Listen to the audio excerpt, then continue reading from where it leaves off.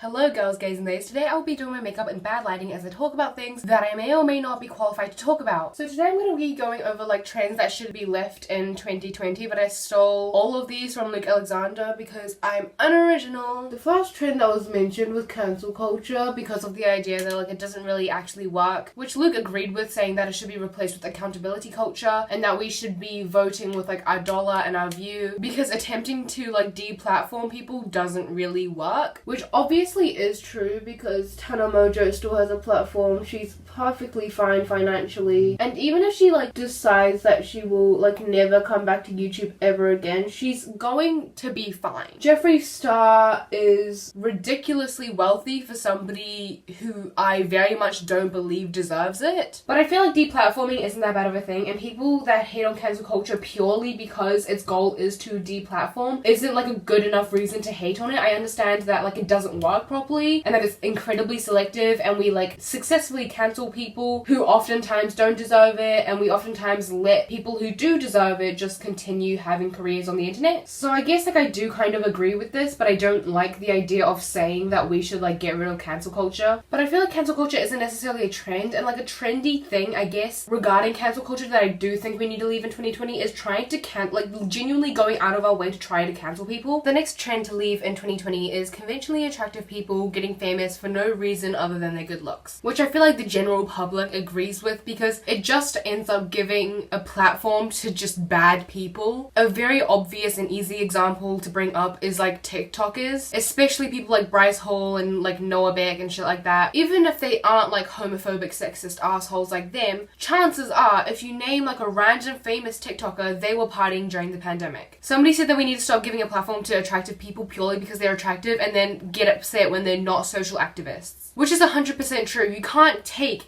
a straight white cis male who is attractive and at the very least middle class and expect them to care about the movements that you care about. And it's ridiculous how we time and time again blow these people up and then expect them to post about shit that we care about. Like they got famous for grinding on their bedroom floor. They're not gonna come out here and be like Black Lives Matter. I feel like it also pushes the idea that pretty people deserve more in a sense. For those of you who haven't come across it on TikTok yet, there's been a lot of discussion around the halo effect, which is essentially a phenomenon where people assume somebody to be more interesting or kind or trustworthy or just like these positive attributes simply because they are pretty, which is the idea behind pretty privilege, which obviously does exist because the halo effect does exist. So if somebody is attractive, people will assume that they are like kinder, more trustworthy, all that kind of stuff, and in turn treat them better. And I feel like if we continue to give such huge platforms to people simply because they are attractive, it just pushes this idea of pretty people deserve to be treated better further, and I feel like that is not a good thing to do. The next trend to be left in 2020 is body positivity only going one way, aka when a skinny girl does it, it's bad and not allowed, which I do definitely agree with, but I do just want to point this out. I know that they're not entirely like directly related, but I just want to bring this up because it reminded me of this. Sometimes the issue is that skinny people are invading spaces made especially for fat girls. An example that immediately comes to mind is when skinny girls like bend over or like distort their body or like bend their body in a certain way or into weird shapes to like force rolls on their stomachs, and in reality like that's just very mocking to girls who just have rolls. Like skinny girls who don't have rolls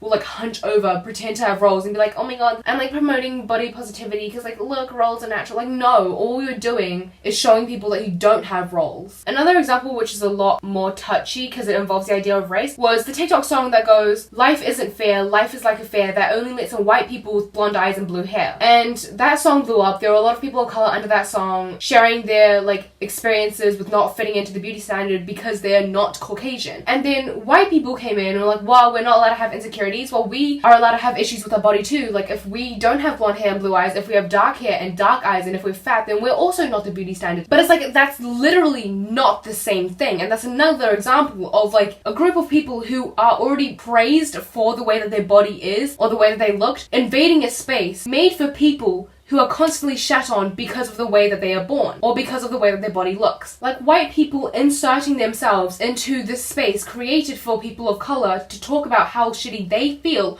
when they had to grow up with, you should like bleach your skin, you should straighten your hair, your eyes are too small. That kind of stuff is not the same as like a white girl feeling insecure because their hair is brown. So if you're going to try and be very involved in the body positivity movement, do not insert yourself into spaces that are not made for you. If you are a fat white girl with dark hair and dark eyes, promote body positivity in the way that we should be happy with our weight, that we should be happy regardless of what color our hair is or what color our eye is or what shape our body is in. Do not insert yourself into a space made for people of color and be like, yeah, your issue might be that you're black and people hate you because you are black and people think you're ugly because you're black. But also, like, white girls have an issue with body positivity as well. Do not do that, because you are not helping anyone in any shape or form. All you are doing is fishing for compliments. All you are doing is looking for attention. White girls coming into body positive spaces made for people of color gives off the same vibe as when a woman is opening up about her sexual assault experience and some incel comes in and is like, well, boys get raped too. Like, if you're just bringing up this issue to silence other people, shut the fuck up. Beauty standards and insecurities regarding your physical appearance is an issue within itself, and you do not need to be bringing up your issues with it as a white person when people of color are specifically talking about issues that they have regarding how they perceive their body and their physical appearance as a colored person in a Western society. Another trend that was mentioned was backhanded compliments like, oh, I love your confidence. And Luke agreed with this, saying that he found it really irritating when he was like scrolling through TikTok or something like that, and he would come across like a plus size girl and all the comments were like, oh, I love your confidence, just because she was like wearing a crop top, which that side obviously makes sense, but I'm gonna like judge it from the perspective of like backhanded compliments in general, like fairy comments and stuff like that, which I feel like were created to clown on like bigots because they're like fun and they're witty, and I feel like they were created to be aimed at the right people. So I feel like the example that he brought up is more an example of fat shaming needs to be left in 2020, not fairy comments. Just taking some time away from the actual topic of the video for a second, I'm very much a big fan of liquid eyeliner. So when I opened this new eyeliner up and found out that the tip was literally just like a hard, it's not like a brush, it's a brush but it's hard. I'm using a felt tip liner in the shape of liquid eyeliner. No. I don't know who pitched this idea, but I need to have them fired. I will go Karen on the bitch who thought it was a good idea to take liquid eyeliner and make the brush hard. A trend that was mentioned was mullets, and that mullets should be left in 2020, which no, absolutely not. Mullets are absolutely beautiful. What I think ruined them was like the boys, you know what I mean? I don't know if this is like a common occurrence globally, but here we have, you know, like the boys at school all shaving their hair into mullets, and it fully ruined them. I feel like mullets are incredibly beautiful on like the girls, the gays, and especially the theys, and it's a really good way of like experimenting with like androgynous hairstyles, and I just think they're neat, you know? I think they're neat. So the next trend is celebrities and YouTubers messing with OnlyFans, which I do agree with. If you are like a YouTuber or a celebrity that wants to just go into OnlyFans, obviously do whatever you want, but it's specifically like people like Bella Thorne and Gabby DiMartino who like fuck up the platform for everybody else. This is just another example of like people invading spaces that weren't made for them. You're not bringing attention to other sex workers. What you're doing is taking away from them. Also, I'd just like to point out,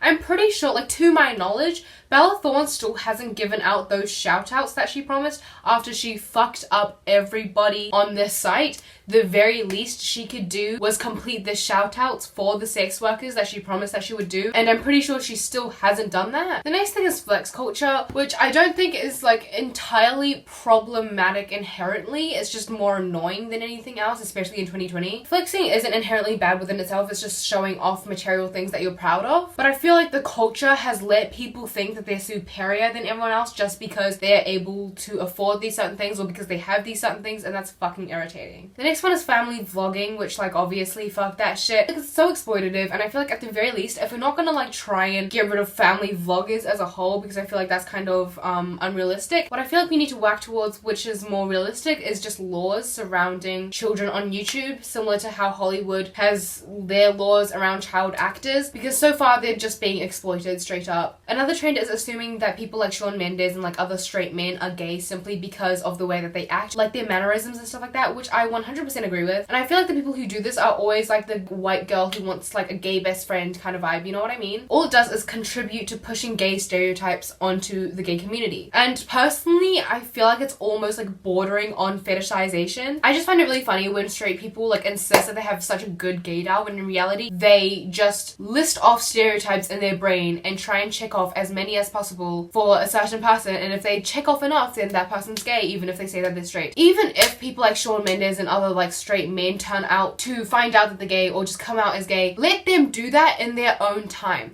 It is so damaging for you to push them to come out regardless of whether or not they are gay. I feel like we just need to stop speculating on gender and sexuality and just let people come out in their own time and respect it when they do. Somebody put in femboys, which I don't agree with. I feel like I get where they were coming from with the idea that like TikTok has been like putting femboys on this pedestal where they will literally put on a skirt and then everyone will be like, oh my god, pop-off queen, single-handedly destroying gender roles. No. I don't know if this person was referring to the undeserving amounts of praise that they get, or like femboys in general, because femboys, great, love them. The culture is just not that good, because also like a side effect of it is that people are now pressuring guys into wearing skirts and dresses and makeup and shit like that, or like growing out the hair or like any of that shit. And if they say no, or if they say that they're not comfortable with it, then they're automatically seen as somebody who relies on toxic masculinity to feel manly. And that's not always the case. There are girls out there who don't want to wear skirts and dresses, so why do we have to force boys to wear skirts and dresses? The next one is using Black Lives Matter as an aesthetic, which I'm going into a rant for this because I'm very annoyed. I know this isn't, like, this is related to it, but, like, just know that I agree. And this is a rant that I'm going on because I agree. So, this, like, Corpse Stan account posted this picture of Corpse and Mikey because they, at the very least, were very close friends. Like, they were best friends at one point. I don't know if they still are, but they at least were for a decent amount of time. I commented under that saying, just because she's friends with Corpse doesn't mean we all just need to pretend she's not a bad person. For those of you who don't know, she was exposed for being very blatantly racist and arguably homophobic, and she apologized by putting a thing on her Instagram story, which